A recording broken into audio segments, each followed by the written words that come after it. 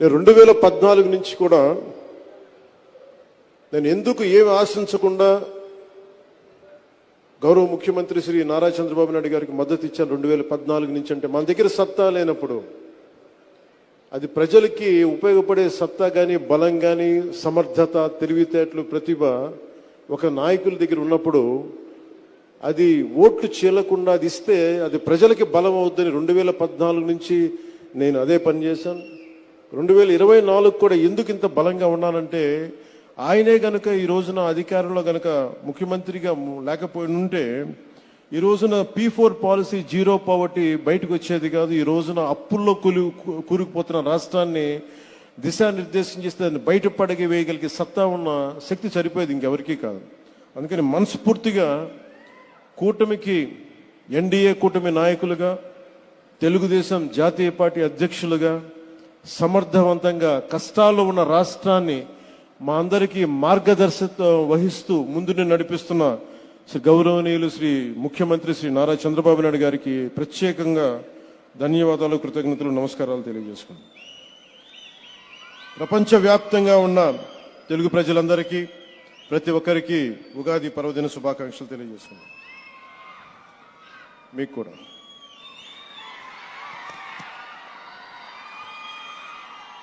ఈ P4 గురించి నాకేమనిపిస్తుంటే P4 అంటే డబ్బులు ఇచ్చేయడం అందరికీ ఒక ఆలోచన ఉంటుందేమో. P4 అనేది చాలా చాలా కీలకమైనది. ఇది ప్రభుత్వం ఉంటుంది, పబ్లిక్ ఉంటుంది, అలాగే ప్రైవేట్ వ్యక్తులు ఉంటారు. అలాగే ఇవన్నీ ఇంతమంది కలిస్తేనే పార్ట్నర్షిప్. ఇప్పుడు ఈ మనకి దీంట్లో చాలా మందికి సగటు మనిషికి ఇక్కడున్న వేదిక పైన ఎవరు కూడా చల్మలశెట్టి సునీర్ గారు కావచ్చు, గోయంక గారు కావచ్చు, లేదంటే మన కృష్ణారెడ్డి గారు కావచ్చు, గౌరవ ముఖ్యమంత్రి నారా చంద్రబాబు నాయుడు గారు కావచ్చు, వేదిక పైన పెద్దలు ఎవరైనా ఉండొచ్చు, ఇక్కడ ఉన్న చాలా మంది విశిష్ట అతిథులు కావచ్చు, ఐఏఎస్ అధికారులు ఉండొచ్చు, ఎవరికైనా సరే చదువుకునే సమయంలో ఎదుగుదామనే సమయంలో అందరు చిన్న గ్రామాల నుంచి వచ్చిన వాళ్ళే, చిన్న చిన్న రాష్ట్రాల మారుమూల కుగ్రామం నుంచి వచ్చిన వాళ్ళే. కానీ వాళ్ళకి ఏముంటుందంటే ఎవరో ఒకరు సలహా ఇచ్చేవాడు కావాలి. ఏదైనా నాకు అవుదాం, ఏదన్నా నా జీవితం మెరుగుపడాలి అంటే సలహాలు ఇచ్చేవాళ్ళు కావాలి. అది ఒకసారి మాట అవ్వచ్చు, లేదంటే ఒకసారి ఒక చిన్నపాటి ధన సహాయం కావచ్చు, లేదంటే చిన్నపాటి ఒక మాట సహాయం కావచ్చు. ఇవన్నీ వ్యక్తులుగా అందరం చేస్తాం. కానీ దీన్ని ఒక ప్రభుత్వ కార్యక్రమంగా దీన్ని చేపట్టినందుకు మనస్ఫూర్తిగా ముఖ్యమంత్రి గారికి నా అభినందనలు, ధన్యవాదాలు తెలియజేసుకుంటున్నాను. ఈ ఉగాది మన రాష్ట్ర అభివృద్ధిలో ఒక చారిత్రాత్మక రోజుగా నిలిచిపోతుంది. స్వర్ణాంధ్రప్రదేశ్ 2047 లక్ష్యాన్ని చేరుకునే దిశగా పేదరికాన్ని పూర్తిగా నిర్మూలించేందుకు జీరో పావర్టీ P4 పాలసీ అనే ఈ గొప్ప కార్యక్రమాన్ని ప్రారంభిస్తున్నందుకు మనస్ఫూర్తిగా ధన్యవాదాలు తెలియజేస్తున్నాను. దేశం మొత్తం గౌరవ ప్రధాని శ్రీ నరేంద్ర మోదీ గారి నేతృత్వంలో వికసిత్ భారత్ 2047 లక్ష్యాన్ని సాధించే దిశగా ముందుకు సాగుతుండగా అదే దిశలో గౌరవ ముఖ్యమంత్రి శ్రీ నారా చంద్రబాబు నాయుడు గారి నేతృత్వంలో మన రాష్ట్రం స్వర్ణ ఆంధ్రప్రదేశ్గా రూపుదిద్దుకుంటుంది. ముఖ్యంగా 10 సూత్రాలు ఒక ముఖ్యమైన సూత్రంగా జీరో పావర్టీ నెరవేర్చేందుకు ఈ P4 పాలసీ అమలులోకి వచ్చింది. P4 public private people partnership అంటే ప్రభుత్వం, ప్రైవేట్ రంగం, ప్రజలు కలిసి పనిచేయటం, సామాజికంగా అంటే చాలాసార్లు సమాజంలో ఉన్నత స్థాయికి వెళ్ళిపోయి వీళ్ళు కింద వ్యక్తులకి వర్గాలకి ఏమి చేయరు అని ఉంటుంది. ఎప్పుడు చేస్తూ ఉంటారు, కానీ ఏ ప్రభుత్వం కూడా ఇంత బలంగా ఎప్పుడు పూనుకోలేదు, చేసిన దాఖలాలు కూడా లేవు. వ్యక్తులు చేస్తుండొచ్చేమో, కానీ దీనిని ఒక ప్రభుత్వం నుంచి ఇలాంటి పథకానికి శ్రీకారం చుట్టినందుకు మనస్ఫూర్తిగా శ్రీ గౌరవ ముఖ్యమంత్రి శ్రీ నారా చంద్రబాబు నాయుడు గారికి మనస్ఫూర్తిగా వారికి హ్యాట్స్ ఆఫ్ తెలియజేస్తాను. ఎందుకంటే 90s అంటే ఒక నాయకుడు, ఒక పొలిటికల్ లీడర్ వచ్చే ఎన్నికల గురించి ఆలోచిస్తాడు, కానీ ఒక నాయకుడు, ఒక నిజమైన ఒక విజనరీ లీడరు వచ్చే తరం కోసం ఆలోచిస్తాడు. నిజంగా బలం అనుకొని, వాపును బలం అనుకొని, ఒళ్ళు బలిసి ఇష్టం వచ్చినట్టుగా మాట్లాడేటటువంటి ప్రయత్నం చేస్తున్నాడు. అయ్యా నారా చంద్రబాబు నాయుడు గారి కుమారులు లోకేష్ గారు, వాట్ ఈజ్ యువర్ స్థాయి? మీ స్థాయి ఏంటో ఒకసారి తెలుసుకోండి. మీరు అడ్డదారిలో కౌన్సిల్కి వచ్చారు, మంత్రి అయ్యారు, పంచాయతీరాజ్ శాఖను డీల్ చేశారు. ఎంత అపాస్పాలైందో మంత్రివర్గం, ప్రభుత్వం అందరికీ గుర్తుండే ఉంటుంది. ఆ మంత్రిగా ఉన్నప్పుడే మంగళగిరిలో పోటీ చేశారు, ఘోరంగా ఓడిపోయారు. ఘోరంగా ఓడిపోవటమే కాదు, అసలు తెలుగుదేశం అంత భయంకరంగా ఓడిపోవడానికి నారా లోకేష్ గారు కూడా ఒక కారకులు అనేటువంటి మంచి పేరు తెచ్చుకున్నారు.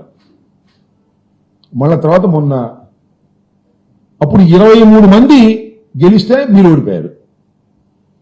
మొన్న మళ్ళా మంగళగిరిలో నిలబడ్డారు, మంచి మెజారిటీతో గెలిచారు. 164 సీట్లు కూటమికి వస్తే మీరు గెలిచారు, 23 సీట్లు తెలుగుదేశంకి వస్తే మీరు ఓడిపోయారు. దాన్ని బట్టి ఒకసారి యూ క్యాలిక్యులేట్, నీ స్థాయి ఏమిటో ఒకసారి క్యాలిక్యులేట్ చేసుకోమని మనవి చేస్తున్నా. మీరు జగన్మోహన్ రెడ్డి గారి గురించి మాట్లాడతారు. జగన్మోహన్ రెడ్డి గారి గురించి మాట్లాడటమే కాదు, ఇష్టం వచ్చినట్టుగా అన్ని పచ్చి అబద్ధాలు. నీ నాన్నకు మించిన వాడు అయిపోయావు నాయన నువ్వు అబద్ధాలు చెప్పడంలో, నాకు అర్థం కాల. ఈ CBG, Reliance CBG compressed biogas ప్లాంట్లు ఏర్పాటు చేశారు. ఎవరు తీసుకొచ్చారు దీన్ని? మీరే తీసుకొచ్చారా? మీరు తీసుకురాలా? 2024 ఫిబ్రవరి 14న రాష్ట్ర ప్రభుత్వం, అప్పుడున్న రాష్ట్ర ప్రభుత్వం అగ్రిమెంట్ అయింది. ఈ ప్లాంట్లు ఇక్కడ తీసుకొచ్చి మొదటి దశలో 8 ప్లాంట్లను ప్రారంభించాలనే ఉద్దేశంతో అప్పుడే దీనికి అంకురార్పణ జరిగింది. ఇవాళ నేనే తీసుకొచ్చాను అని కథలు చెప్పేటటువంటి ప్రయత్నం చేస్తున్నారు. ఎందుకు ఇంత పచ్చి అబద్ధాలు అని అడుగుతా ఉన్నా. Government is a continuous process. ఆ మాట చెప్పొచ్చు కదా. జగన్మోహన్ రెడ్డి గారి టైంలో వచ్చినాయి, ఇప్పుడు మాది మేము వచ్చేటప్పటికి ప్రారంభోత్సవం లేకపోతే ఇక్కడ శంకుస్థాపన చేస్తున్నాం కనిగిరిలో అని చెప్పొచ్చు. అది చెప్పడం ఆయన తీసుకొచ్చా అంటే కష్టపడి రిలయన్స్ అన్ని జగన్మోహన్ రెడ్డి గారు పోగొట్టారంట, ఈయన తీసుకొచ్చా అంట. దావోసీలు ఏం పగలు తీసావే? ఒకటి కూడా రాలేదు కదా. జగన్మోహన్ రెడ్డి గారి టైంలో అయిన వాటినే ఇవాళ మీరు శంకుస్థాపనలు చేస్తూ మమ్మల్ని విమర్శించేటటువంటి కార్యక్రమం చేస్తున్నారు. దీన్ని అంటే అడ్డుకుంటున్నారండి. ఎవరు అడ్డుకుంటారో నాకు అర్థం కాలేదు. మీరు తీసుకొచ్చే అభివృద్ధి కార్యక్రమాలను అడ్డుకోవాల్సినటువంటి అవసరమే లేదు.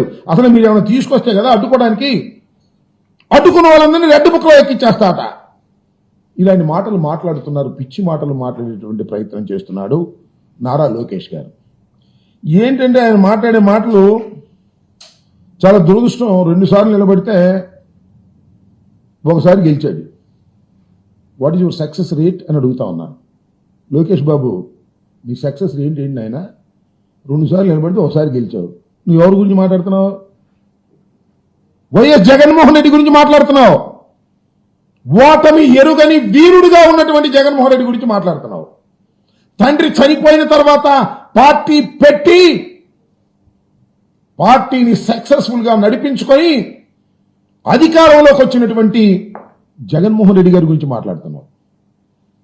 జగన్మోహన్ రెడ్డి గారి గురించి మాట్లాడుతూ ఒక మాట అన్నాయండి, విజనరీకి ప్రిజనరీకి చాలా తేడా ఉంటుందండి. అట్టంటే పర్లా, విజనరీకి ప్రిజనరీకి చాలా తేడా ఉంటుందిరా భాయ్, చాలా తేడా ఉంటుందిరా భాయ్ అంటున్నాడు. అంటే డైలాగ్ చూడండి ఎంత అహంతో కూడుకున్నటువంటి డైలాగో. విజనరీ అంటే ఎవరో తెలుసా? వాళ్ళ నానంట. వాళ్ళ నాన్న విజనరీ అంట. 1994లో కంప్యూటర్ అన్నం పెడుతుందా అని అడిగారంట హైదరాబాద్లో. ఇప్పుడు చూడండి కంప్యూటర్లు ఎంతమంది పని చేస్తున్నారో కంప్యూటర్ టెక్నాలజీలో అంటారు. అంటే దాని అర్థం ఏంటంటే వాళ్ళ నాన్న విజనరీ అని. కంప్యూటర్ ఆ నాన్న చెబుతుంటే నేనే కనిపెట్టానని, మా నాన్నే కనిపెట్టాడని, అందువల్ల ఇవాళ హైదరాబాద్ బాగుపడిందని ఈ కొడుకు చెబుతుంటే తండ్రి గురించి మనం నమ్మాలి. కంప్యూటర్ నువ్వు కనిపెట్టావా? నువ్వు విజనరీవా? అయ్యా నువ్వు విజనరీవే కాదు, ప్రిజనరీవి కూడా. 53 రోజులు రాజమండ్రి జైల్లో ఉన్నావు, అది మర్చిపోమాక. జగన్మోహన్ రెడ్డి గారిని ప్రిజనరీ అని, మీ నాన్న విజనరీ అని మాట్లాడుతున్నావు. మీ నాన్న పూడుకోవటం, జగన్మోహన్ రెడ్డి గారిని దూషించేటటువంటి కార్యక్రమం చేయటం చూస్తుంటే కోతి కొబ్బరికాయ తిరిగినట్టుంది, అంతకు మించి ఏమీ లేదు. కింద వేసుకోవడం, పైన వేసుకోవడం, కొట్టుకోవడం. నీకు అవగాహన లేదు. ఏదో చంద్రబాబు నాయుడు గారి కుమారుడుగా ఉన్నావు కాబట్టి అందరూ నిన్ను గౌరవిస్తున్నట్టుగా నటిస్తున్నారు. ఒకసారి అసలు నీ మంత్రివర్గ సభ్యులు, నీ తోటి వారు ఏమనుకుంటున్నారో తెలుసుకో.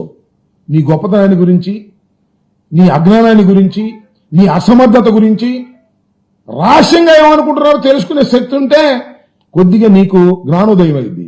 ఏదో నీ ముందుకు వచ్చినప్పుడు నమస్కారాలు పెడతారు, శభాష్ అంటారు. ఎందుకంటే మీ నాన్నగారు నువ్వు చెబితే తప్ప సంతకం పెట్టటల్లా, నువ్వు చెబితే తప్ప మంత్రి ఎవరికి ఇవ్వటల్లా, నువ్వు చెబితే తప్ప ఎవరికి పదవి ఇవ్వటల్లా. అందువల్ల నీ చుట్టూ తిరిగి భజన చేసే